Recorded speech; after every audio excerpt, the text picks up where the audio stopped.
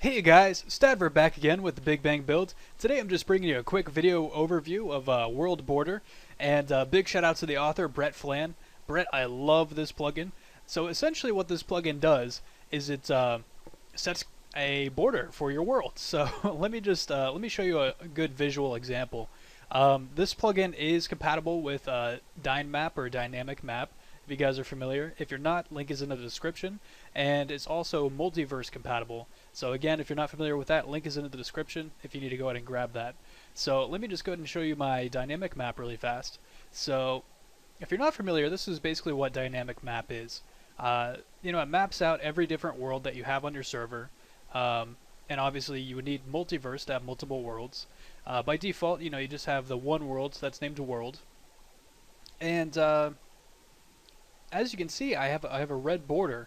And I can click on the border. It says border is the end of the world. So basically, anyone on my default map here can't go past that.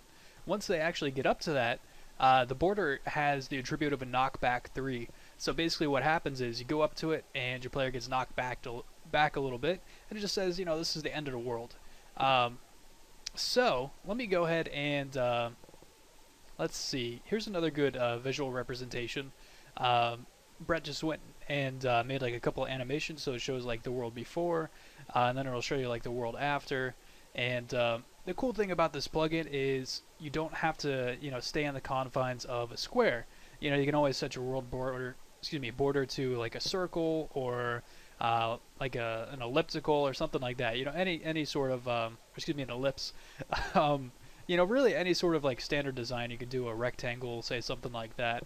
So let me go ahead and bring up one of my files here, and I'm just going to go ahead and go to one of the coordinates at the end of the world.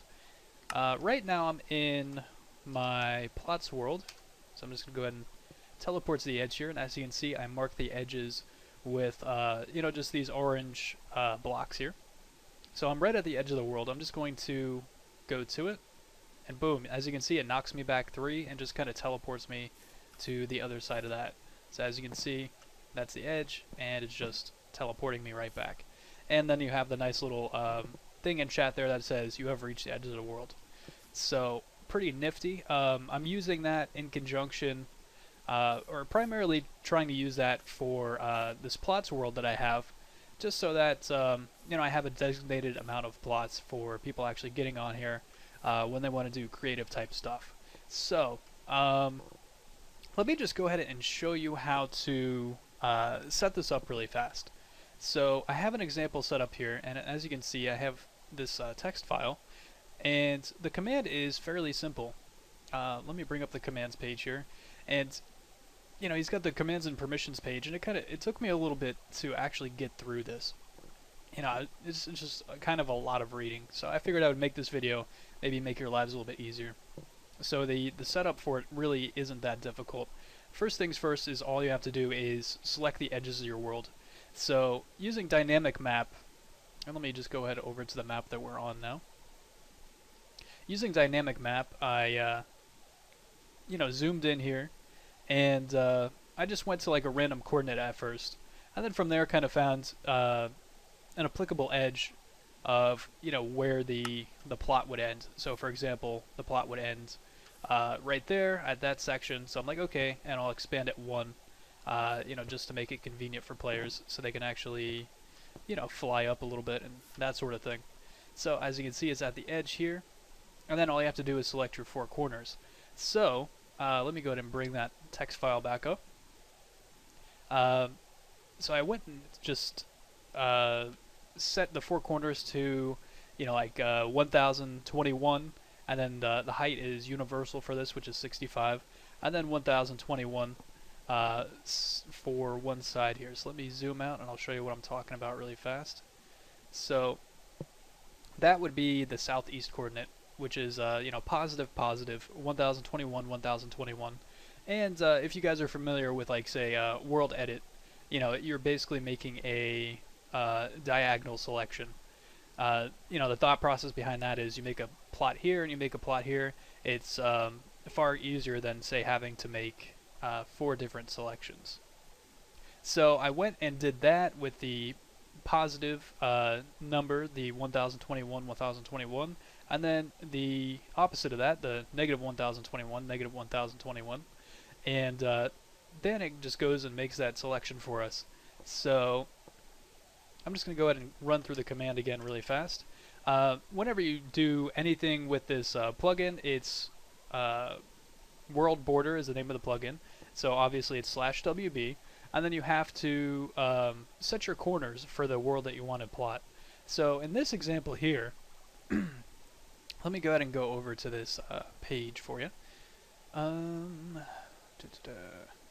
Let's see. I'm just going to search set. Okay, and then it's asking for, or I'm sorry, set corners. That's what we're looking for right here. So as you can see, it just says world border, and then you want to set your world name. Use the command set corners, and then you select your different coordinates. So the way that kind of carries over to what we have is, let's see, WB, and then my world name is plot world. Set corners is the same, and then these are the different positions that I'm using. So the negative, negative, positive, positive. So I'm just going to go ahead and copy and paste that into my chat really fast. So as you can see, it says that the border for plot world is actually set to the radius that we have here. And now, when you actually go and draw the line, because when you do that, you're just setting the corners, and it's not going to show this up on your dynamic map quite yet because you're not quite finished. So let's go ahead and bring up this again. And then what you have to do after you have set the corners is you have to set a radius out from where you're actually standing, and it'll kind of determine how large the square is. So let me give you a pretty good example. I'm just going to do it right here, and again, this the radius is relative. So I'll show you what happens. Initially, we have it. We spawn into the world that's at 0.650. So I'm just going to go ahead and set it right here. And as you can see, dynamic map adjusts accordingly. So now it's setting the world border relative to where I'm at, with the radius of 1021 out in all different directions. Of course I don't want that. I want it centered on the spawn. So I'm just going to go ahead and teleport to that position of 0.650, just right to the center of the world. And as you can see, dynamic map updates right there. And I'm just going to go ahead and use the same command. And as you can see, dynamic map excuse me, dynamic map updates to where it needs to be. So we've already gone and set our map. We've set our borders. There's a couple other things I kind of wanted to mention on this that I still need to do personally. So I'll kind of we can go through the process together here. Let's see. There's the fill and trim command, which is kind of cool. So let me go ahead and scroll down. So as you can see, again, it's just started with the WB, and then you're going to put in your world name. Use the command fill, and then when they talk about frequency here, frequency is basically how fast you want them to generate chunks. So, for example, what I mean by generate chunks is, let me go to Flicky Island. This is one where I would want to generate chunks. As you can see on dynamic map, all these chunks are generated here, everything that you can see, and then everything in black is areas that haven't been explored, haven't been updated on the server, and therefore on dynamic map. So if I wanted to fill all this in and actually show what's on the map there, I can use the fill command. And then there's also the other command that I wanted to show you guys, which is trim. So basically what trim does is once you set your borders, say people on your server have kind of explored outside your borders but haven't started building it yet or anything like that, and you just kind of wanted to chop that off to cut down on system resources, you can go ahead and do that. So all this stuff from the map and on your server will actually disappear, which is really cool. So I'm going to go ahead and just try out those commands. This is the first time I'm using it, so bear with me. But I'm going to try out those commands on this map with you guys right now. So let me bring up my world borders folder again, or file. And here, as you can see, as I mentioned, you have the frequency, so that's how fast it's going to do it. And then the padding is essentially how much distance you have outside this border to where, how many blocks, I believe is what it is, outside this border to where, people can kind of generate the blocks.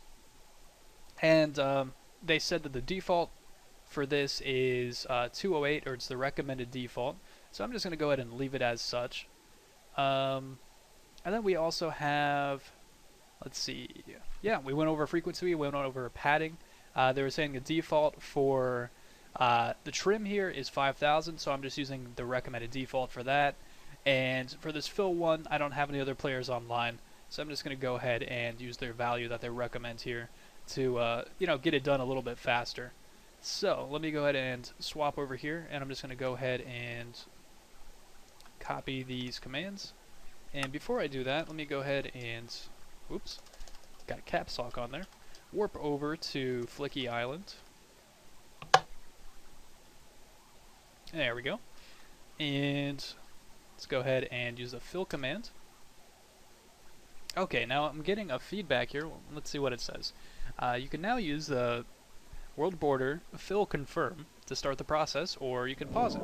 So I'm going to go ahead and I'm going to confirm this. So let's clear that out, and we'll just type in fill confirm. Okay, now it's actually asking for the frequency and all that stuff. So let me go ahead and delete the map name, fill confirm, and see if that works. It may actually need the map name. Okay, cool. So it has actually started the generation task. So let me go ahead and just refresh this. And by default, it's going to bring me back to the normal world. So we got to find the map again. It looks like it may take a little bit to kind of correspond between the server and Dyn Map here. Oh, okay, cool. It looks like it actually shows you the percentage at which it's at. So I love that. That is awesome. Gives you some nice little feedback. And since I'm a stickler, I just want to set the time to day. Why not? Looks a lot nicer.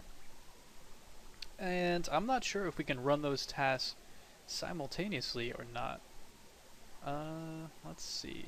Okay, that is using a lot of server resources, as you can see. It's using a lot of our RAM. So I probably don't want to try to do the trim command at the same time as the other command. So, let me go ahead and get this one queued up.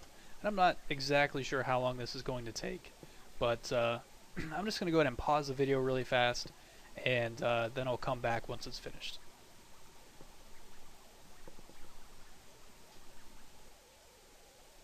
Okay guys, back again. Yeah, so I'm putting everything at max like that, and loading all those chunks really lags your server.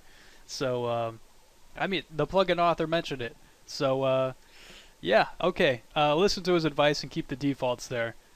Because my server is just really taxed. I think I'm still at full RAM right now, and I'm not even running the command. So, I'm just going to go ahead and try the trim command really fast, and hopefully we can get a little bit of that excess fat off of here, and it'll free up a little bit of RAM on our server. Okay, so I'm just going to go ahead and run through the WB trim, confirm. Okay, and it should be deleting as it says.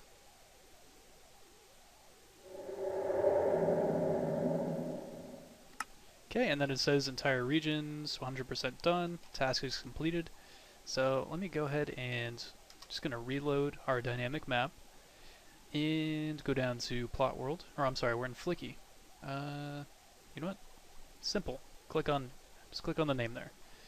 Okay, let's go to the 3D view really fast. And it's probably going to take a couple of seconds for dynamic map to update. But as you can see, when we were running that command earlier, it did in fact start to fill in additional stuff here. So those commands are useful, but I don't know. I mean, I guess for server load and all that stuff, I would personally avoid using those. I'm probably not going to do it for some of those other maps that I have on the server, just because it is still quite taxing to load in all those chunks just to make your dynamic maps look pretty. I may go to every map though, and actually do use the trim commands, maybe that'll help cut down on some of the system resources. But yeah, I think that's pretty much all I wanted to cover. If you guys come in here, you can also change a lot of the settings. You can either change some of these back end or server side. Like you can do bypass and allow certain players to bypass your borders and go outside of that for, say, a temporary amount of time or permanent. You can also set, let's see, just delays. You can turn on or off the knockback effect. So you can just say get to the border and stop, or have the border actually kick the player back.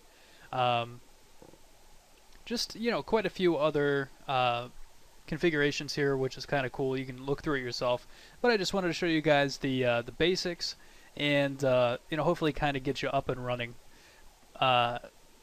Personally, I love it, and I will definitely be using it on the server full time. But again, big thanks to Brett Flan. This is Stadvert with Big Bang Build. Please like, comment, subscribe. And good news, our server is going public. We actually did turn off the whitelist. We may or may not turn that back on in the future, just so we can kind of get applicants and kind of sift through some people there. Not have so many randoms on the server. But yeah, you guys should definitely come and check it out while we have the whitelist off. And I'll probably shoot an update video relatively soon. So great to see you guys. Love your faces, and I will see you tomorrow.